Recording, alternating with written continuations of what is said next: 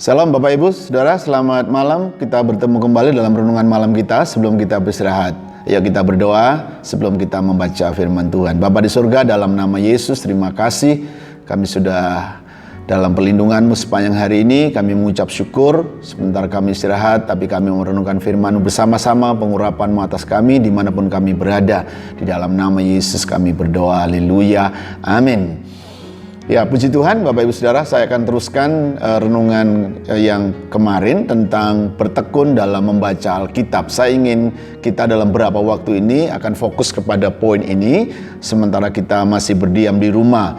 Kenapa ini waktu-waktu yang Tuhan beri untuk kita juga boleh memperbaiki keadaan kita, supaya kita menjadi indah di dalam kemurahan Tuhan. Malam ini saya ingin membaca firman Tuhan dari 2 Timotius 3 ayat 16. Segala tulisan yang diilhamkan Allah memang bermanfaat untuk mengajar, untuk menyatakan kesalahan, untuk memperbaiki kelakuan, dan untuk mendidik orang dalam kebenaran. Jadi Paulus masih kepada Timotius, karena rupanya Timotius ini juga perlu dorongan untuk terus membaca Alkitab. Dan Paulus berkata kepada Timotius bahwa dengan membaca Alkitab, kita akan beroleh sesuatu yang dapat membangun dan untuk mengajar kita. Saya ingin ke poin pertama, dikatakan di sana dalam tulisannya berkata begini, semua kita seperti Paulus nasihatkan kepada Paulus harus percaya bahwa Alkitab kita berisi tulisan-tulisan yang adalah firman Allah yang dikerjakan oleh Roh Kudus melalui ilham roh kepada para pemimpin-pemimpin rohani, rasul-rasul, nabi-nabi dan sebagainya. Dan itu sesuatu yang indah, Bapak Ibu Saudara.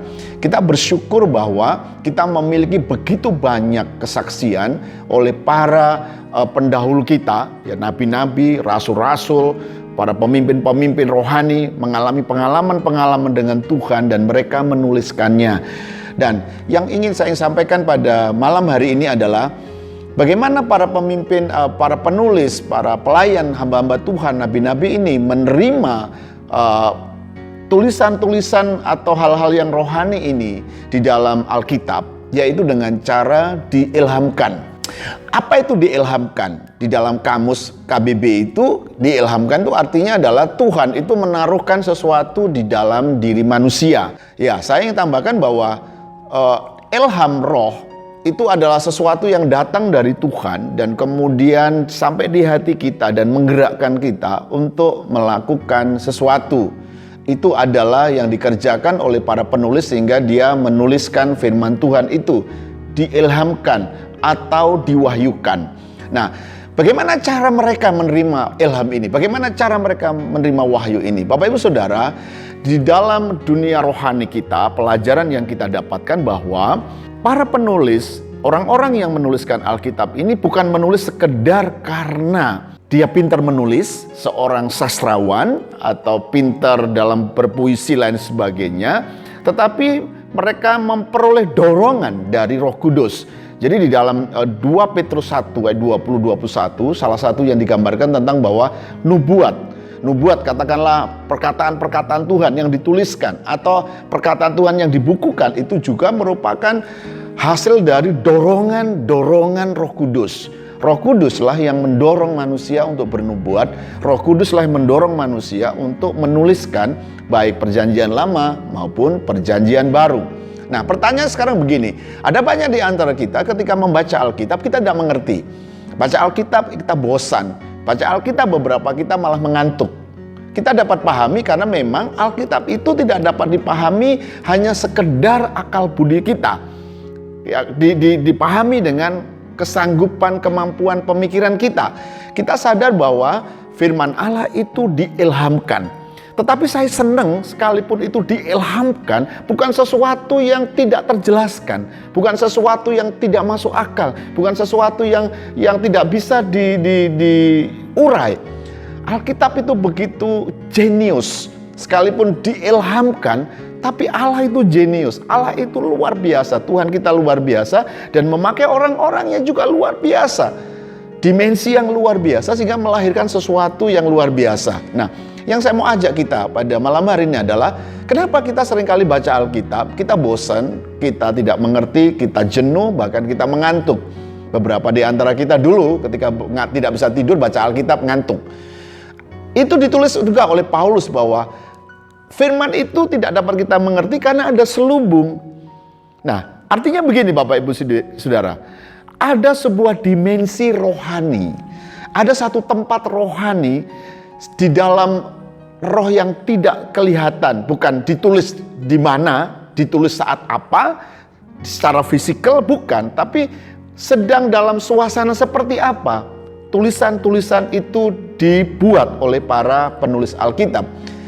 Yang jelas dikatakan bahwa itu diilhamkan oleh roh. Jadi para penulis itu dikuasai oleh roh. Roh Kudus turun atasnya. Dan itu bukan satu dua penulis. Hampir semua penulis mengalami hal itu. Kita senang bahwa Alkitab kita itu tidak ditulis oleh satu dua orang.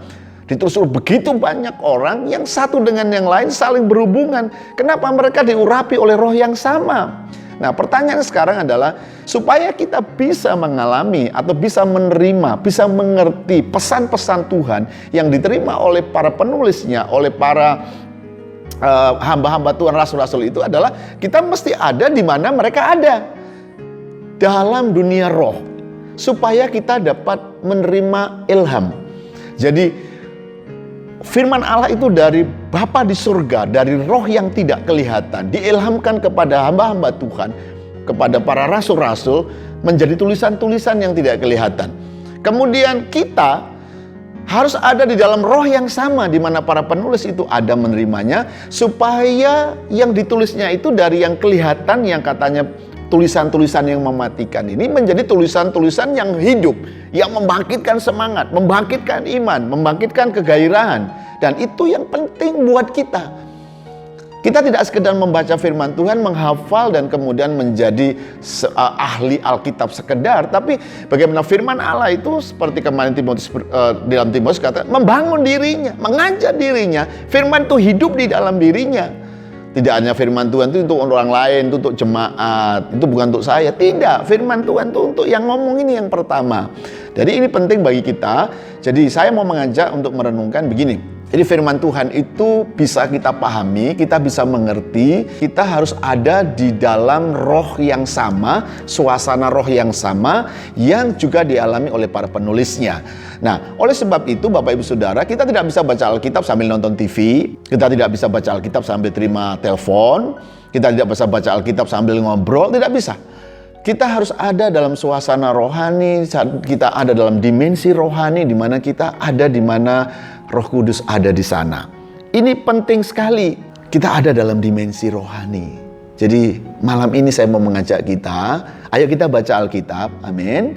Tapi kita juga ada dalam dimensi rohani, yaitu ada dalam suasana roh, tidak sekedar akal budi. Yakinlah bahwa banyak orang pintar ketemu Tuhan karena akal budinya, amin. Tapi ada orang yang akal budinya tidak pernah sekolah, tidak bisa nulis, tidak bisa baca. Tapi dia dapat menerima kesaksian di dalam roh dan mengenal Yesus. Saya mendapati ada beberapa orang dalam pelayanan saya, orang yang ibu-ibu, nenek-nenek yang tidak pernah baca.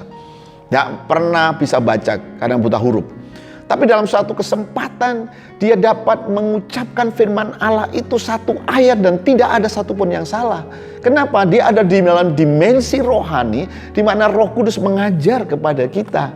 Nah, alangkah indahnya jika Bapak Ibu akal budimu baik, akal budimu sehat, hatimu sehat, kita ada dalam suasana roh yang sehat, kita dapat menerima hal-hal yang luar biasa. Jadi, firman Allah itu adalah dari roh menjadi kelihatan dan kemudian menjadi roh kembali. Sama dengan Yesus. Yesus adalah firman. Yohanes 1 ayat 1 berkata, firman itu pada mulanya adalah firman, katanya. Firman itu bersama-sama dengan Allah dan firman itu adalah Allah. Jadi Allah, firman Allah itu satu. Nah, sebelum Yesus menjadi manusia, dia adalah firman yang tidak kelihatan. Dia perkataan-perkataan Tuhan Bapa yang tidak kelihatan. Kemudian menjadi Yesus. Yesus adalah firman yang kelihatan, menjadi manusia. Tetapi banyak orang juga tidak dapat mengenali Yesus. Bahkan Yesus itu sampai hari ini menjadi perdebatan banyak orang. Orang pintar, orang bodoh, terpelajar, tidak pelajar, beragama, tidak beragama, punya iman, tidak punya iman, memperdebatkan Yesus. Ini luar biasa. Kenapa? Karena Yesus itu secara fisikal akan menjadi perdebatan banyak orang. Sebelum dia masuk dalam dimensi rohani, di mana Yesus juga dimensi rohani, tidak akan pernah mengenal Yesus. Orang tidak bisa mengenal Yesus hanya sekedar baca, mendengar. Dia dalam pengenalan di dalam ilham roh. Jadi kalau sampai hari ini ada banyak orang yang memperdebatkan tentang Yesus, ya tidak usah diperdebatkan. Jelaskan saja, sampaikan kebenarannya, diterima tidak terima terserah. Tapi harus disampaikan. Tapi untuk orang itu bisa mengerti, bisa paham, harus ada dalam dimensi rohani. Jadi saya sebagai hamba Tuhan dan banyak hamba Tuhan lain perlu menyampaikan firman Tuhan, meluruskan hal-hal yang salah, amin. Tapi orang yang menerima juga harus ada dalam dimensi rohani supaya dia ngerti. Jadi kalau ada banyak orang yang lain-lain yang belum mengerti, belum menerima Yesus dan terus memperdebatkannya, dia perlu didoakan supaya menerima ilham roh. Dia dalam dimensi roh, dan banyak orang yang dulu menyangkal Yesus, menghujat Yesus, ya, banyak membuat kesukaran dalam banyak orang Kristen. Ketika Tuhan datang mengilhamkan kebenarannya, orang itu percaya Yesus. Jadi memang ilham roh itu, di dalam roh itulah pengenalan yang sejati.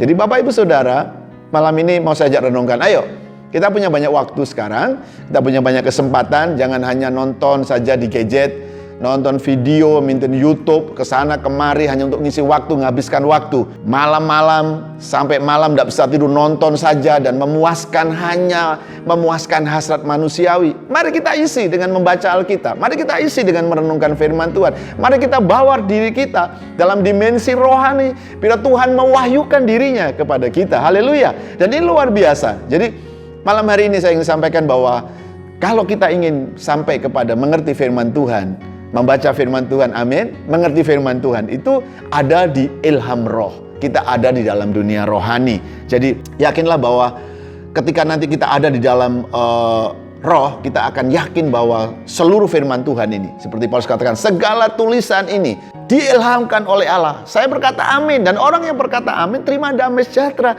Orang yang terima amin itu akan menerima pengertian, pemahaman. Tidak perlu yang lain-lain. Baca Alkitab saja kita akan kenal Yesus. Saya senang banyak hamba Tuhan menulis buku dan macam-macam. Saya juga senang menulis buku. Tapi Bapak Ibu Saudara, ini buah sulung. Injil Alkitab ini buah sulung dari orang-orang yang mengenal Tuhan. Jadi kita lebih, selain diteguhkan oleh banyak hamba Tuhan dan tulis-tulisan, tapi inilah perlu kita membaca Alkitab. Jadi ketika kita membaca Alkitab yang berisi perkataan Tuhan yang diilhamkan di dalam roh kepada hamba-hambanya, marilah kita untuk mengerti firman Allah itu, marilah kita untuk mengerti isi hatinya Tuhan, dan semua yang tertulis itu kita ada di dalam roh yang sama. Jadi ini renungan kita malam hari ini. Saya percaya ketika kita ada di dalam roh, kita merenungkan di dalam dimensi yang rohani, di mana para pemimpin-pemimpin rohani menerima ilham itu, kita ada di sana, akan ada kebenaran di sana. Jadi baca Alkitab kita, merenungkannya. Nggak bisa sekali baca ngerti, baca sekali lagi, sampai roh kita terbuka. Jadi bukan pada bagaimana kita bisa fokus kosen sebenarnya, tapi bagaimana ketika kita bisa menenangkan pikiran kita, menguasai pikiran kita, dan memberi kesempatan roh kita, batin kita untuk mengenal kebenaran, maka kebenaran itu akan diwahyukan, akan diilhamkan. Jadi Bapak Ibu Saudara, ayo, mumpung kita punya banyak waktu, kita mumpung banyak kesempatan, jangan stres, jangan kita jenuh, jangan kita malah cari-cari yang tidak berguna. Isi hari-hari kita, waktu-waktu kita dengan membaca Alkitab. Baharui hatimu, akan ada kebangunan rohani, memahami hal-hal yang lebih lagi. Bahkan kita tidak hanya dibangun, nanti kita diajar, kita juga satu kali akan membangun dan mengajar orang lain. Malam hari ini ketika kita sampai dalam poin ilham roh ini, kita ada dalam dunia Roh Kudus ini, Roh Tuhan ada bersama dengan kita. Sedikit tambahan saja, bagaimana ilham roh itu? Bagaimana dalam roh itu? Yang paling sederhana adalah ketika Bapak Ibu Saudara duduk di tempat yang sederhana, tidak terganggu, dan berkata di dalam nama Yesus. Ya, yang sudah penuh Roh Kudus akan lebih mudah, tapi yang belum pun tidak berarti tidak bisa. Ya, kita berkata di dalam nama Tuhan Yesus. Firman Tuhan berkata ketika nama itu disebut, nama itu ditinggikan, nama itu dipermuliakan, Dia hadir, kerajaan Allah datang, maka kita ada dalam dimensi rohani, kita dapat memahami hal-hal rohani. Jadi mari bangun diri kita, bangun dirimu, diriku, dan sementara waktu-waktu yang ada ini ada dalam doa-doa yang indah bersama dengan Tuhan. Tuhan Yesus memberkati dan kita berdoa. Bapa di surga, di dalam nama Yesus, Roh-Mu yang membuat kami sanggup ada dalam dimensi di mana Engkau inginkan. Tapi berikan kami kerelaan hati untuk kami melepaskan diri dari banyak kesibukan, kesenangan-kesenangan, menghabiskan waktu-waktu yang sia-sia, menyenangkan manusia daging kami. Beri kami kesempatan juga rela untuk ada dalam dimensi rohani. Ketika kami memberi diri secara khusus membaca firman-Mu, kami memberi hati secara khusus, memberi perhatian secara khusus, memberi akal budi kami secara khusus untuk bersekutu dengan Tuhan dalam dimensi rohani, yaitu di dalam nama Tuhan Yesus Kristus. Berkati kami semua dimanapun kami berada. Bapa di surga, ampuni jika kami sudah lama tidak baca Alkitab. Ampuni kami jika kami sudah lama tidak merenungkan firman Tuhan. Bahkan ampuni kami jika ada yang tidak percaya kepada firman Tuhan. Kami berdoa di dalam nama Yesus, Engkau memberi anugerah kepada kami semua. Berkati kami, berkati firman-Mu. Sementara kami istirahat Tuhan bersama dengan kami, damai sejahtera melingkupi kami. Kami juga berdoa untuk seluruh kami yang ada, orang-orang percaya di Indonesia. Kami berdoa untuk para pemimpin-pemimpin kami. Kami berdoa untuk Bapak Presiden, berdoa untuk tim dokter dan semua para medis yang terus berjuang dalam wabah keadaan yang tidak baik negeri kami. Kami berdoa, biarlah Tuhan Roh-Mu yang ajaib memberi kesanggupan pada semua mereka. Dan ada waktunya kami selesaikan semua beban ini, dan kami boleh kembali melayani, mengasihi Tuhan dalam pekerjaan kami. Berkati kami semuanya dalam perlindungan kuasa darah-Mu. Dan akhirnya damai sejahtera dari Allah Bapa di surga dan kasih-Nya dalam Tuhan Yesus Kristus, dalam persetujuan Roh-Nya menyertai kita sekalian malam ini dan selamanya. Di dalam nama Yesus kita berdoa, haleluya, amin. Tuhan Yesus memberkati dan selamat malam, selamat istirahat. In your hands, I surrender.